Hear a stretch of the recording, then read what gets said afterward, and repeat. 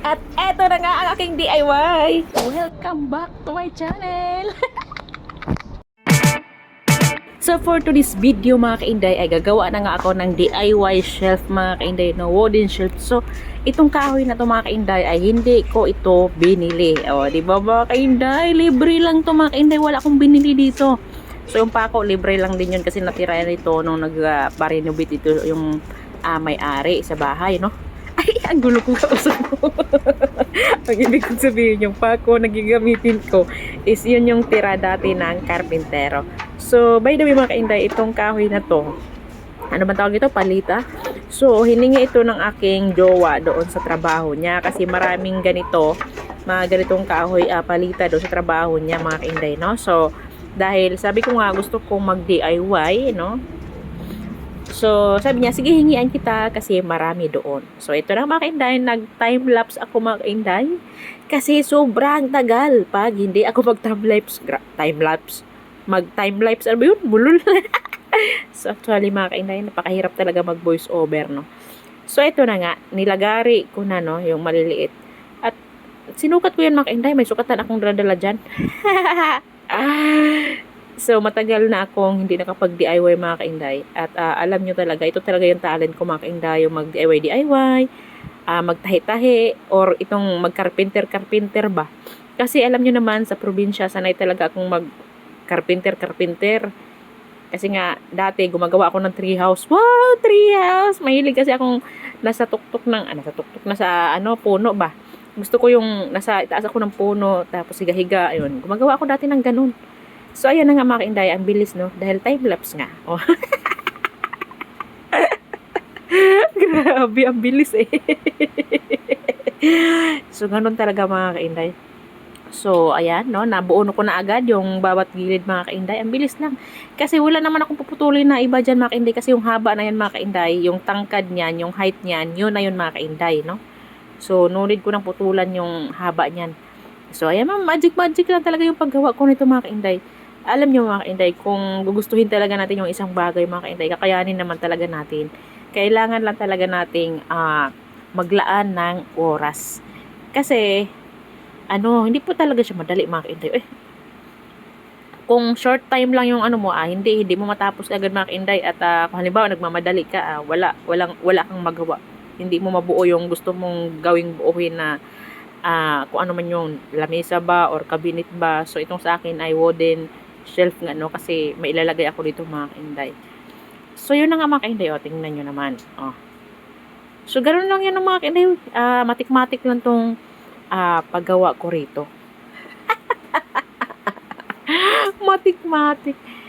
So parang nabuhayan na naman ako ng loob mga kainday dahil nagawa ko na naman yung gusto ko, no. Ito talaga yung gusto ko. Kaya nga sabi ko, kung may time ako, bibili talaga ako ng dikuryente. Wow, dikuryente na lagari. Sana all. Pero mas mahirap man yung mga kainday. So, dito na lang siguro ako sa maliit na lagari ko mga kainday. Total, maliliit lang din naman yung gagawin ko. Hindi man ako gagawang bahay. Char. Pero kung talaga, kung dikuryente pag-uusapan, syempre mas madali talaga yon. Pero wag na yun. Dito na lang ako sa mano-mano, no? Maganda libangan din naman to. Ayun na nga. So, alam niyo mga kainday, kung hindi mo hilig yung ganito, hindi ka talaga makakabuo. Kasi may inip ka, tapos mapapagod ka. Kasi nga hindi mo nga gusto yung ginagawa mo.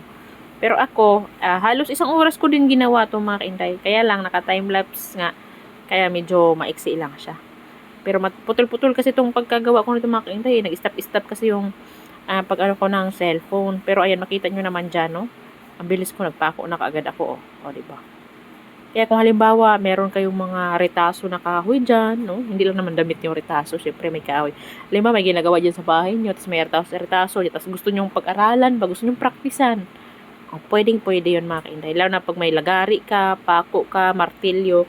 Kasi yun naman ang kailangan, pako, martilyo, kahoy. Makakagawa ka na ng gusto mong gawin. Basta ikaw ay hindi mainipin, no? At hindi mo minamadali ang isang bagay. Kasi dito sa paggawa rin ng ganito, syempre kailangan din yung gumagana yung utak mo. Kasi pag hindi gumagana, baka pagpako mo matanggal. Kasi mali yung pagpako. No? Kasi nga hindi mo gumagana yung utak. No? So, ayan mga kainday. Hindi ko na ginamitan ng papel diliha mga kainday para kumintab, di ba, kuminis, no? Wala kasi, hindi ako nakabili ng papel diliha. So, ganito lang siya. Tapos, ayan o, tingnan nyo. Ang bilis ko lang, no? Kasi nga, naka-timelapse nga. So, nakakatuwa mga kainday na, ginanahan na naman ako nitong gumawa. Hala, happiness ba? Oh, 'di ba? So what? What else can I see is amazing. So yun, napakahirap ang voice over mga kainday kasi sa haba ng ginagawa ko. Oh, tingnan nyo, tumayo na. Oh, 'di ba? So mapantay man siya o hindi. Pero mga kainday, alam nyo, kahit ngayon lang uli ako nakagawa ng ganito, napantay naman siya mga kainday. Kasi pinagtsagaan ko talaga siya, no? At saka ako lang naman magsasabi nito kung maganda or hindi, no? Bahala kayong mga viewers dyan kung magagandahan kayo o hindi. Basta ako makinay, nagagandahan ako sa gawa ko. Natutuwa ako dahil nagawa ko siya.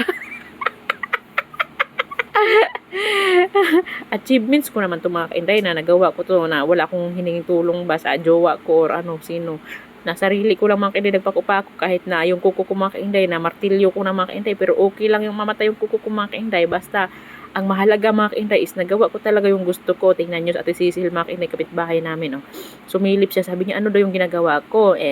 Sabi ko mga kainday, naglilibang ako mga kainday. Sabi ko maingay ba? Sabi niya hindi naman daw. Kasi akala ko mga kainday, naingayan ba? Kasi pukpuk ako ng pukpuk ba? No? So yun mga kainday. I'm so happy at na-fulfilled talaga yung matagal ko nang iniisip na gustong gawin. So, pag nakahingi uli yung asawa ko mga kainday ng palita, baka makagawa uli ako ng gusto kong mga kainday ba. So, yun. Pag may magamit lang talaga, madali lang talaga. Pero kung bibili akong kahoy mga kainday, hindi ako bibili mga kainday. Gusto ko yung mga libre-libre lang ba, yung di ka na kailangan gumastos ba. Kung halimbawa, may nakita ka sa gilid-gilid ba, yung ganun, char, hilig yung libre ba. So, yun na nga mga kainday. Malapit ako matapos. Tapos yung pusa mga kainday. Padandaan yung pusa dyan mga kainday. No? Paikot-ikot yung pusa dyan mga kainday. Tingnan nyo. Pwede rin siyang mga kainday. Lagayan ng sapatos ba. So, ayan Pag nakulayan to, ang ganda na nito. Kaya lang, next time pakita ko sa inyo. Kukulayan ko siya, no? Pero sa ngayon mga kainday, ganito muna yung ganito muna yung papakita ko sa inyo.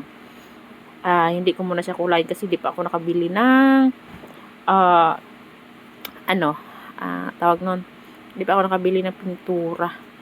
Pero tingnan nyo, ang ganda.